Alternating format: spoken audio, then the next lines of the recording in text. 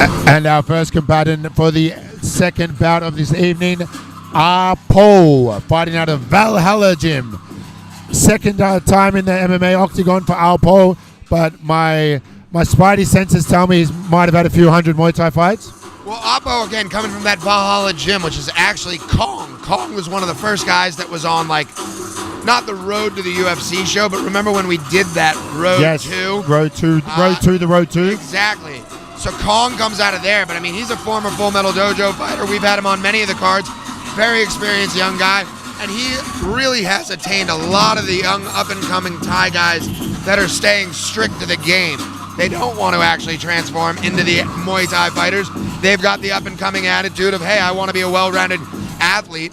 But we are seeing the young bucks come to the stage. And maybe what are these guys, 18 and 26 years young for both of these fighters coming into the cage right now. It's good, like you said before, having someone that they can look up to that's already been through the process, because MMA is a fairly new concept for a lot of these young boys, obviously Muay Thai being the national sport. So having someone like Pong where they can be guided through the right ways and maybe understand taking the right fights and being in there.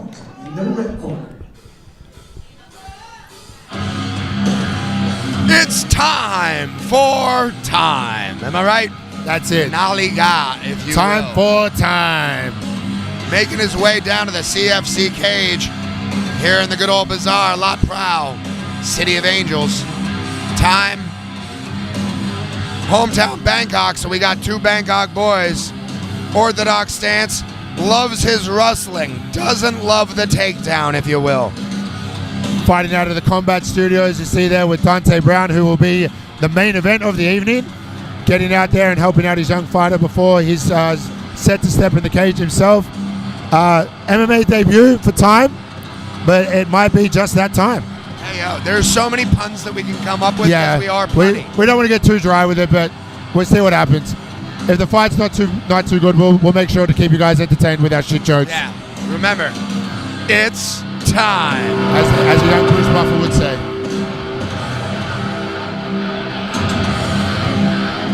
Confident me manjai yut nakrap. Manjai. Confidence in Thailand. Introducing first in the blue corner, fighting out of Valhalla. He has a red and one from Thailand. Please welcome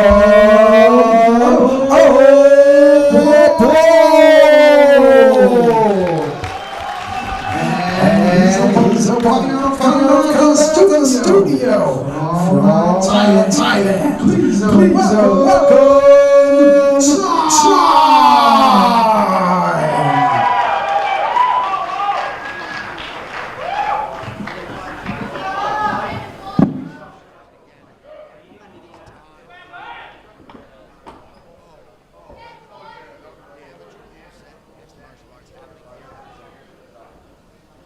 Referee bringing him in for that final instructions. They probably will touch gloves. Sportsmanship, the cornerstone of combat sports. Correct, Mr. Knight. And a lovely gentleman from Thailand, obviously respect built into their system. But as soon as the bell goes, as we might have to say for one last time, it's time. No respect can be shown once the cage door is closed. Both these guys looking focused, breathing out of their nose already. Referee checks with the three judges and the timekeeper at ringside before action is called. Again, Valhalla and the Combat Studios, two fantastic places that you can train here in Bangkok.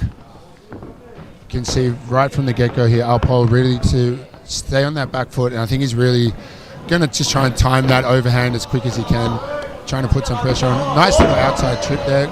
Put him up against the cage, straight into side control here. Alpo trying to find a way to get his posture up here to try and start raining down some ground and pound possibly. Didn't exactly get the level change off of the shot right there, and we are against the cage walls here. Big bulldog headlocks coming from both guys because they are trying to basically in place their game plan, Sam. Alpo is going to try and get that knee on belly here, I think, and try and start raining that left hand down. Happy to sit in side control for the minute. While we're there goes the format now. Fortune teller, Mr. badass that he is. I know absolutely nothing about jiu-jitsu as well. I'm just calling it as I see it. So do not try and take any advice from me. Yeah, but he's stretching him out again. He's Very, very high. belly. Very, very high on here. Our time was almost able to regain his half guard here, but now I think head pinned against the cage. You start to see some ground and pound here from Alpo. Good work getting back to his feet here, just shucks him off. Those strikes weren't really causing the damage that he needed them to cause. Again, had that side of the face targeted right there.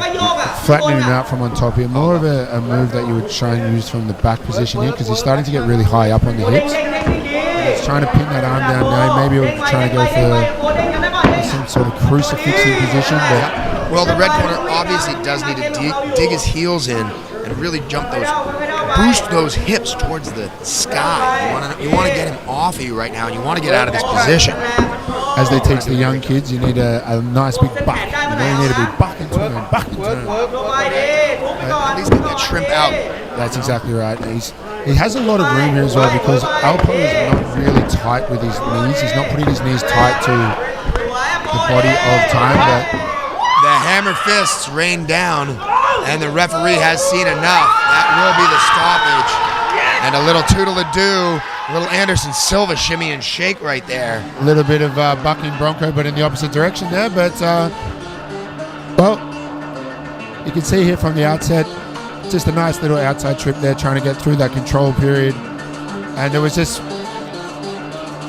a matter of time there before time. Matter of time. And that matter of time was 117.